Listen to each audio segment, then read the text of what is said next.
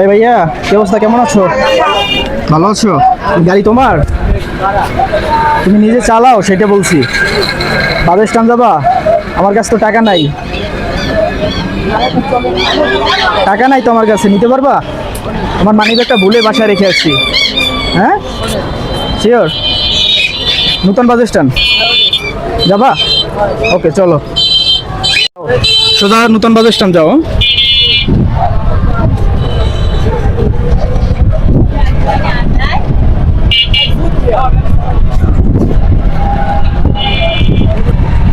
নাম কি তোমার? মোহাম্মদ বিল্লাল হোসেন। বিল্লাল হোসেন না? জি। কয় ভাই বোন তোমরা? পরিবারে কে কে আছে? আম্মু আব্বু আর আমি, আমার 2 বোন আছে। কত বছর ধরে তুমি গাড়ি চালাও, মানে কতদিন ধরে? 7-8 মাস। 7-8 মাস হয়ে গেছে। এই রোডই গাড়ি চালাও না, যেখানে যাত্রী পাও ওইখানে নিয়ে যাও? যেখানে যাত্রী পাই এই জায়গায় যাই। তাই মূলত তাহলে তোমার বাসা এই দিকের আশেপাশেই নাকি? জি। গ্রাম কোনটা তোমার? এই বটতলা। বটতলা? ডিকিবি রোড। হ্যাঁ, ডিকিবি রোড বটতলা। ও ডিকেবি রোড বটতলা না? জি। তোমরা কয় ভাই বোন জানো বলছিলা? 3 ভাই বোন। 2 ভাই বোন? 3 ভাই বোন। 3 ভাই বোন। তুমি সবার বড়? মেজো। লেখাপড়া করছো? জি। কত দূর পড়ছো? 7 পর্যন্ত। 7? হ্যাঁ, হয়। ও আচ্ছা আচ্ছা। যাই হোক। তো ডিকেবি স্কুলেই পড়তা তুমি? না, আমি গ্রামের বাড়িই থাকতাম। গ্রামের বাড়ি কোথায়? রোডপাড়া। ও, তুমি লেখাপড়া বাদ দিয়ে গাড়ি চালাও এরকম কিছু, নাকি ফ্যামিলির প্রবলেমের কারণে আজকে এই অবস্থা? ফ্যামিলি, আমার আব্বু অসুস্থ। ও আচ্ছা আচ্ছা, আমার বাবা অসুস্থ, এরপর সংসারের একটু সাহায্য প্লাস সংসারের প্রতি হেল্প করতে তুমি মোটামুটি সংসারে হাল ধরলা আর কি, এই তো? হয়। কত বছর বয়স চলে তোমার রানিং? 14 বছর। হ্যাঁ, 14 বছর। 14 বছর বয়স। নাম বেলাল। ওরা 3 ভাই বোন। বাবা অসুস্থ, এই জন্য সংসারে হাল ধরতে ও আজকে এতটুকু বয়সে গাড়ি চালাচ্ছে, মানে রিক্সা চালাচ্ছে।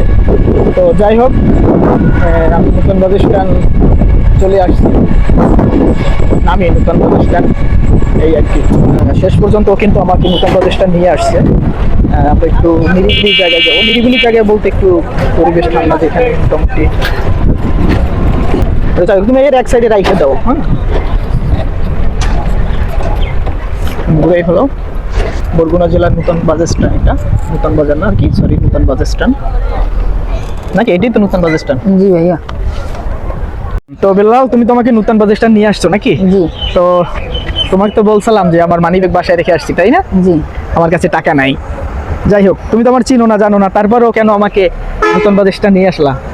নিয়ে আসলাম, একটা মানুষ ঠেকতে পারে, বিপদে পড়তে পারে। আচ্ছা আচ্ছা, একটা মানুষ ঠেকতে পারে, অসহায় হইতে পারে, বা প্লাস কোনো একটা বিপদে পড়তে পারে, জি। ওইটার উপর উপলব্ধি করে তুমি তাকে একটু সাহায্য করলা, বা আমাকে, আমি একটা সমস্যায় পড়ছি, এই সমস্যার সমাধান করে দিলে আর কি, এই তো? জি। আচ্ছা, যাই হোক, খুব সুন্দর।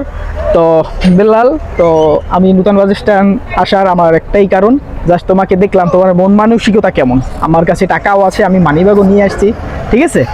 বিষয়টা হচ্ছে, আমি দেখলাম যে তুমি আমাকে নিয়ে আসো কিনা। আরও 2-1জনকে জিজ্ঞেস করছি, কিন্তু তারা নিয়ে আসে নাই, ঠিক আছে? আর ওটা আমি ভিডিওতে তুলিও নাই, আমি তোমারই ভিডিওতে তুলছি। যাই হোক, আল্লাহ না করুক, কার মধ্যে কী আছে একমাত্র আল্লাহ ছাড়া বুঝে না, বা কেউ জানেও না।